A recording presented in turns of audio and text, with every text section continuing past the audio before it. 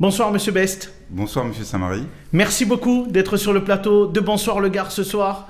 Je vous en prie. À mes côtés, Corentin Corget pour vous interroger, et je vais d'ailleurs donner la parole tout de suite à Corentin. Il va vous poser la première question. Bonsoir Abdel, merci. Bonsoir Monsieur Best. Bonsoir. Depuis quelques semaines, on observe une recrudescence de l'épidémie de coronavirus dans le Gard. Comment elle impacte l'hôpital nîmois ?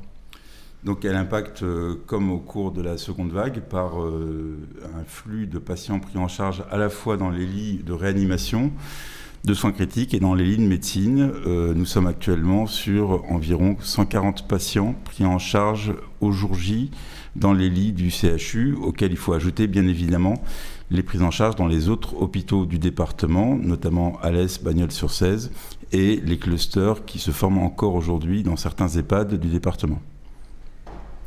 Vous avez engagé, on le rappelle, depuis la crise, en mars l'année dernière, des moyens considérables pour faire face à cette crise.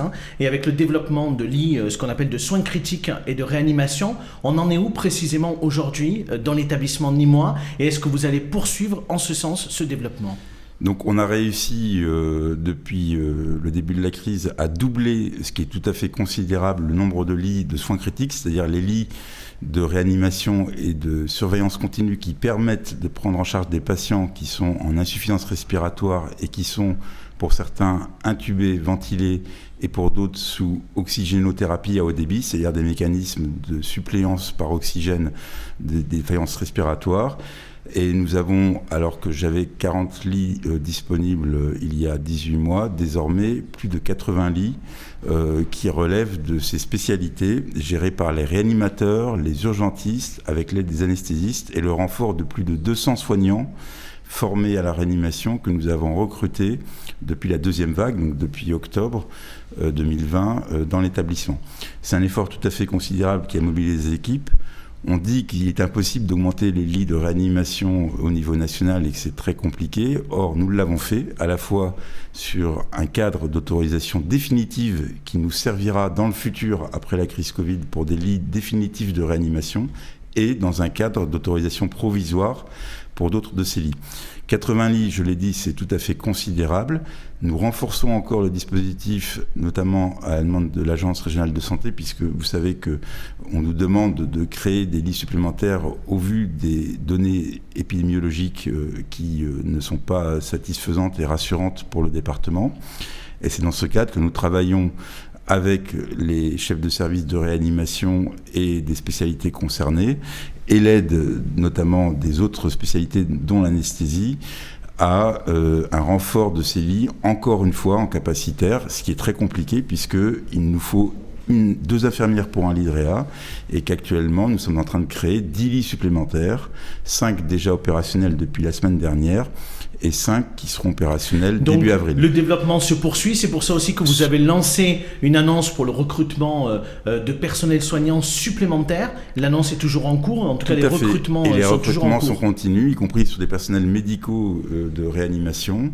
Donc il faut savoir que nous allons frôler un capacitaire de l'ordre de 100 lits, puisque nous étions à 81, je vous l'ai dit, et que nous en rajoutons 10, alors qu'on part de 40. Donc c'est absolument considérable. C'est comme si on avait multiplié par 2 au niveau national le nombre de lits de réanimation, si tous les hôpitaux avaient pu suivre au niveau des recrutements et des plateaux techniques cette croissance. Mais Monsieur Best, nous l'avons réalisé pourquoi avec vous êtes arrivé à Nîmes Nîmes, et pourquoi c'est quelque chose qu'on ne constate pas dans les autres établissements au niveau national? Parce que les recrutements ont été faits de manière très volontariste et dynamique, avec des dispositifs d'attractivité et par ailleurs une application très forte et soudée de la communauté médicale pour accroître, avec l'aide des autres spécialités, comme je l'indiquais, notamment l'anesthésie, ces dispositifs.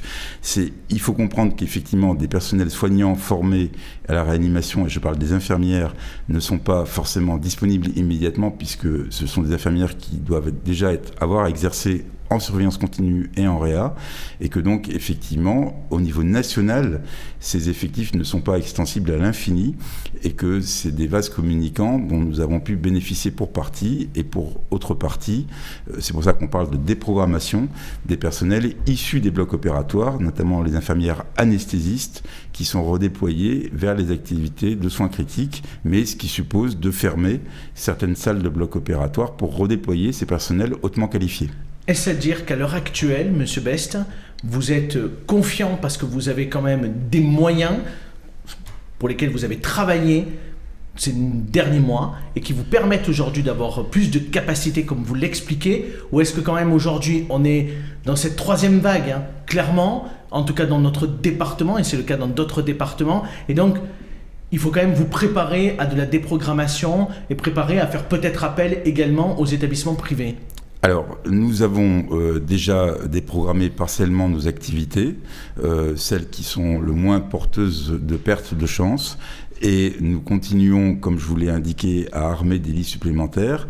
Nous avons subi au pic de la deuxième vague un volume de prise en charge encore plus conséquent. On a eu jusqu'à 250 patients sur le site de Caremo, dont 70 en soins critiques. Actuellement, comme je vous le disais, on est sur 140 patients, dont 40 en soins critiques. Donc on est quand même sur une activité sur un plateau haut.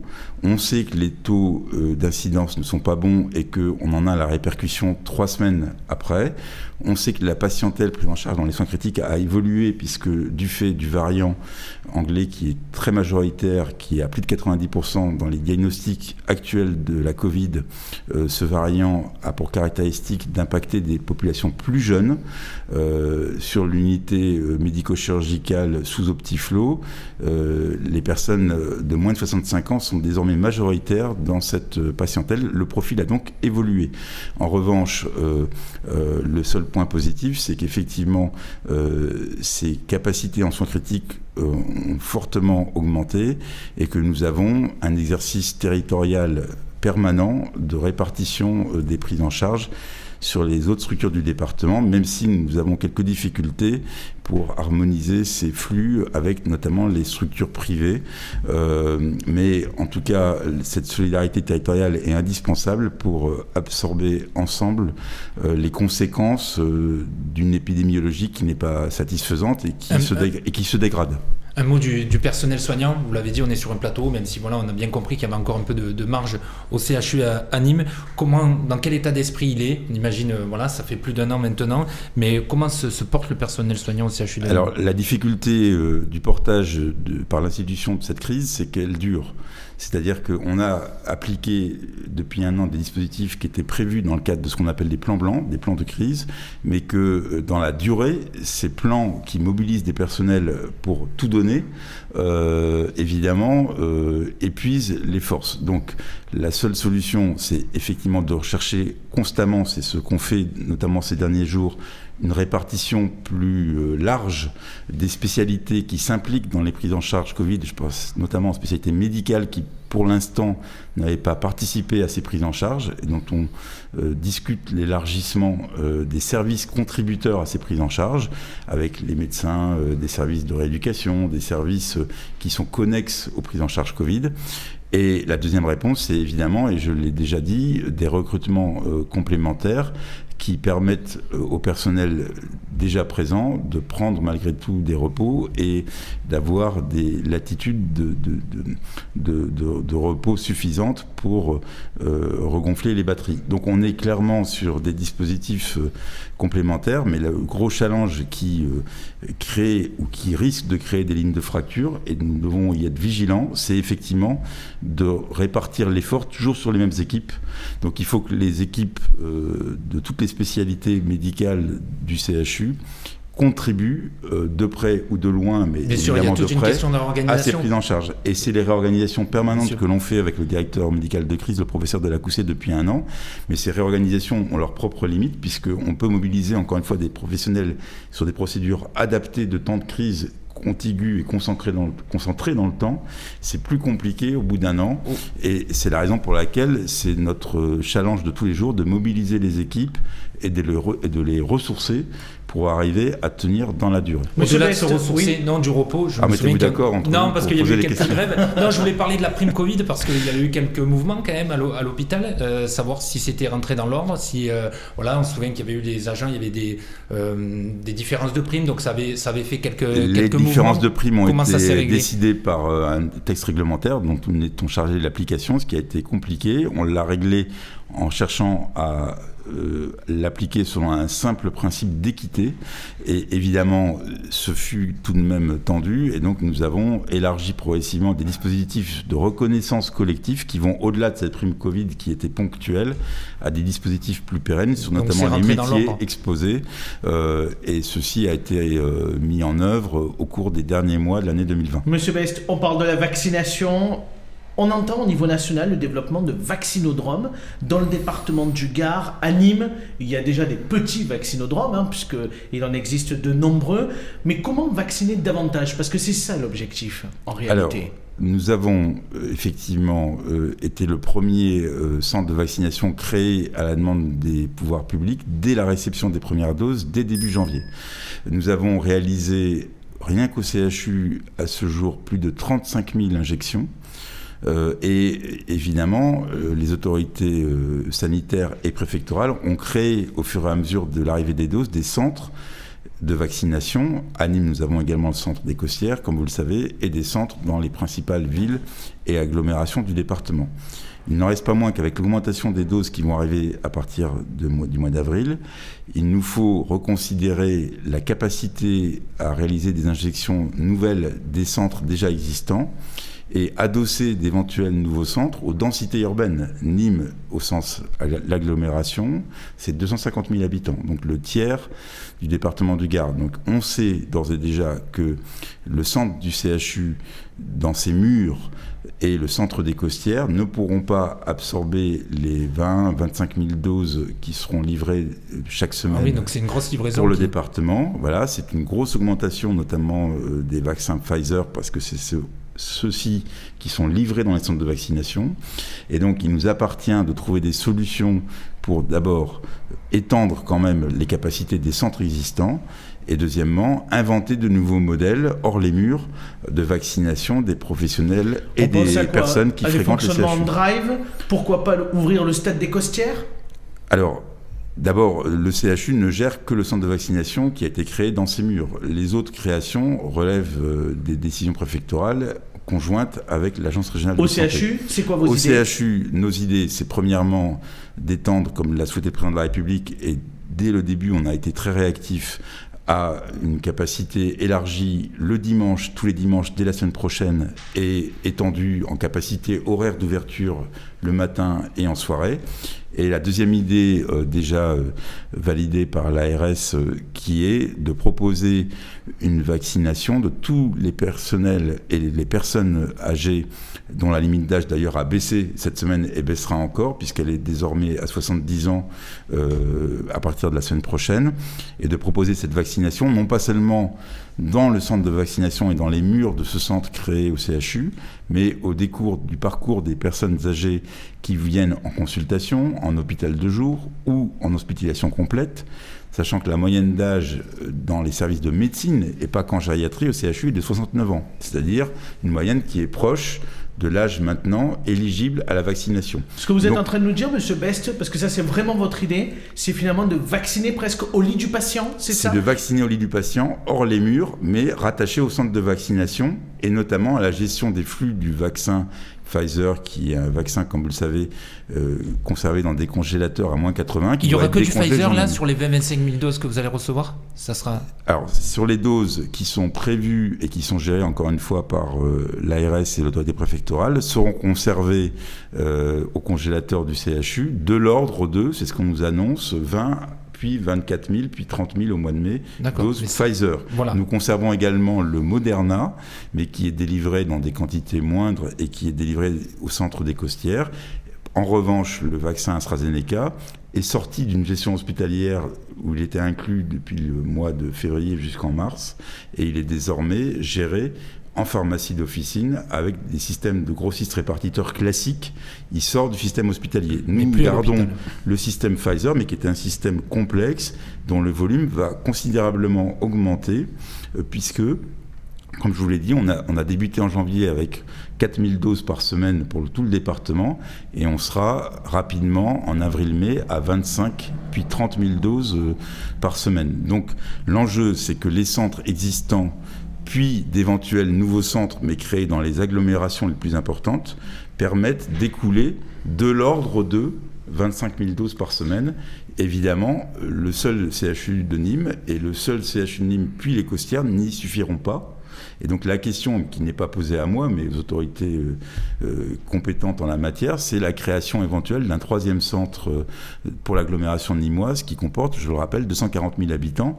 Et moi, j'ai milité depuis le début, et ma position est connue de tous, sur l'idée qu'il fallait créer les centres là où étaient les populations, et non pas dans une logique de répartition trop importante sur tout le territoire du Gard.